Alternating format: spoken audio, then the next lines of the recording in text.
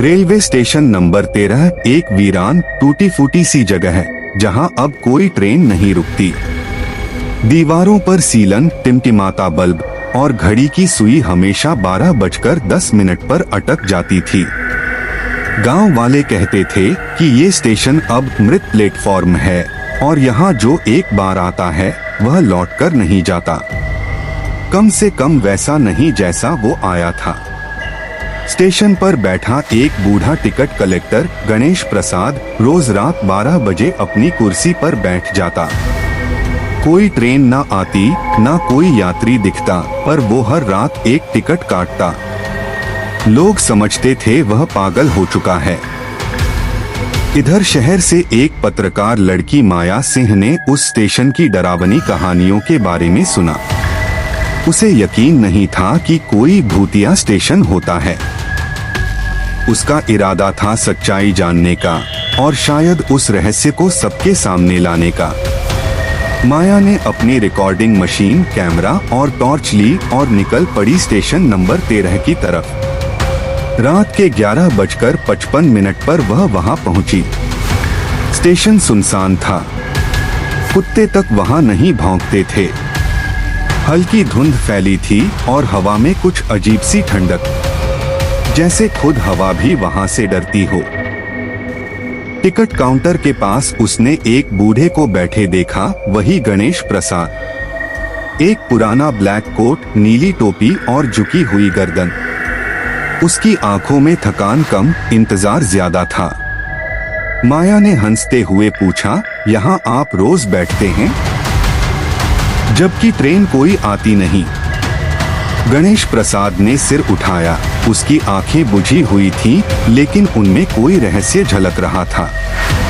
उसने शांत स्वर में कहा, ट्रेन आती है रोज, लेकिन सिर्फ उन्हीं के लिए जिनका टिकट तय हो चुका हो।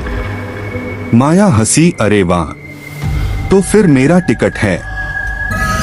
गणेश ने उसकी आंखों में देखा, तुम यहाँ आई हो, अब तुम पूछ नहीं सकती कि टिकट है या नहीं। आज गाड़ी तुम्हारे लिए भी रुकेगी। माया ने रिकॉर्डिंग चालू कर दी। तभी उसकी मशीन से अजीब सी आवाज आने लगी, एक महिला की फुसफुसाती हुई आवाज, प्लेटफॉर्म नंबर 13 पर अंतिम यात्रा के लिए गाड़ी आ रही है। यात्रियों से अनुरोध है कि टिकट साथ रखें।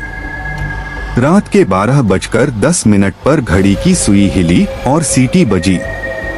माया घबरा गई। सामने ट्रैक पर कुछ नहीं था, फिर भी जमीन कांपने लगी। हवा भारी हो गई। अचानक एक भाप से बनी काली ट्रेन प्रकट हुई, जैसे किसी परछाई से बनी हो, मगर उसके दरवाजे असली थे। खिड़कियों से अंदर झांकने पर उसे जले हुए चेहरे, पिघली खोपड़ियां और गले में फंसी चीखें दिखीं। दरवाजा खुला। एक लंबा ठंडा हाथ बाहर आया, काला, सूखा, जैसे राख से बना हो, और एक धीमी आवाज आई, माया सिंह, टिकट दिखाओ। माया पीछे हटने लगी, लेकिन उसके पांव जम चुके थे। उसकी रिकॉर्डिंग मशीन में फिर आवाज आई, मृत्यु समय आज रात 12:15। वो भागी, टिकट काउंटर तक पहुंची, चिल्लाई, ये क्या है? ये सब क्या है? गणेश प्रसाद ने कहा, मैं तो बस ड्यूटी निभाता हूँ। मैं भी एक यात्री था। 1948 में इसी ट्रेन में मारा गया था। तब से स्टेशन मास्टर बन गया हूँ। अब तुम भी बनोगी।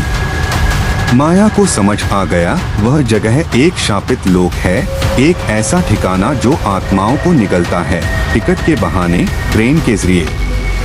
उसने निकलने की कोशिश की, लेकिन धुंध ने उसे घेर लिया। ट्रेन की सीटी और तेज हुई। जैसे ही घड़ी ने 12:15 बजाए, माया की चीखें हवा में घुल गईं।